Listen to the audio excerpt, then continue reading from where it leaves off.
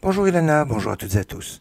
Bientôt le premier mois d'Adar. Premier mois d'Adar, oui, puisqu'il y a 2 mois d'Adar cette année, comme cela arrive 7 fois dans une période de 19 ans, pour rééquilibrer entre les 12 mois lunaires et l'année solaire, puisqu'il y a 11 jours de décalage.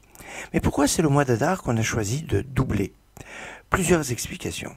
Première explication, celle de Tosafot, qui nous fait remarquer que dans la Bible, on nomme les mois, en général, suivant un numéro. Le premier mois, c'est le mois de Nissan, comme on le voit dans le 12e chapitre de l'Exode, à Chodesh Zelachem Rosh Chodeshim. Le premier des mois, c'est le mois de Nissan. Et ainsi de suite, on va avoir les mois en fonction d'un numéro par rapport au mois de Nissan qui marque la sortie d'Égypte. Les mois ont donc des numéros. Mais depuis le retour d'exil ou depuis l'exil de Babylone, les mois vont avoir des noms akkadiens ou des noms comme Tishri, Cheshvan qui se lève, Mar Cheshvan qui se lève et Adar, ainsi de suite.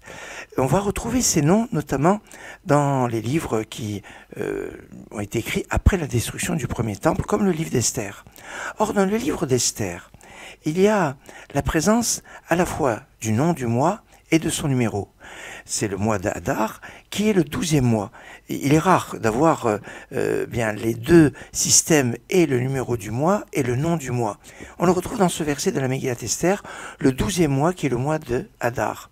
Or, si on avait rajouté un autre mois dans l'année, autre qu'Adar, le mois d'Adar aurait été le 13e mois et n'aurait pas été le 12e mois. Donc pour qu'il y ait un 12e mois Adar, même s'il peut avoir un 13e mois de Hadar, mais il faut qu'il y ait cette année-là au moins un Hadar 12e mois. Voilà pourquoi on rajoute le mois au mois d'Hadar pour avoir toujours un 12e mois de mois d'Hadar. C'est ce que dit Tosfot. Rabbeinu Yonah va donner une autre explication. Il va dire, quand on doit rajouter un mois, c'est comme quand on rajoute dans les jours du mois, c'est au dernier, à la fin. Quand on va voir, le mois peut avoir 29 jours, ou 30 jours, et c'est à la fin qu'on rajoutait. Donc c'est la fin du nombre des mois, en sachant que le premier des mois, comme on l'a dit tout à l'heure, c'est le mois de Nissan, c'est pour ça que le mois qui pourrait être ajouté, c'est le 12e mois, le mois d'Adar. Enfin, l'explication que j'affectionne un peu plus, c'est celle de Kedushat Levi Rabbi Yitzhak de Berdichev, qui explique que chaque mois est en rapport avec un des fils de Yaakov. Et le 12e mois, le mois d'Adar, est en rapport avec Yosef. Pourquoi Yosef? Parce que le signe astrologique du mois d'Adar, c'est le poisson. Et que Yosef est protégé du Ainara comme le poisson. Il y a une relation entre le poisson et Yosef que l'on retrouve dans les textes d'une façon assez exceptionnelle et assez extraordinaire. Alors Yosef et le poisson, il y a d'ailleurs 2 poissons sur les signes astrologiques pour le mois d'Adar. Double poisson, alors double mois. Oui, parce que Yosef va donner naissance à 2 tribus, Ephraïm et Ménaché. Alors, Yosef donne Ephraïm et Ménaché, donc 2 possibilités, 2 mois, mois d'Adar 1 et le mois d'Adar 2.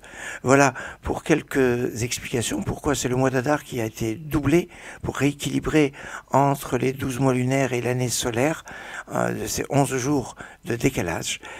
Excellente journée. Ashreinu matov chelkeinu umanoim goyroleinu. Ashreinu matov chelkeinu umanoim goyroleinu. Ashreinu matov chelkeinu umanoim goyroleinu. Ashreinu matov chelkeinu umanoim goyroleinu. Ashreinu matov chelkeinu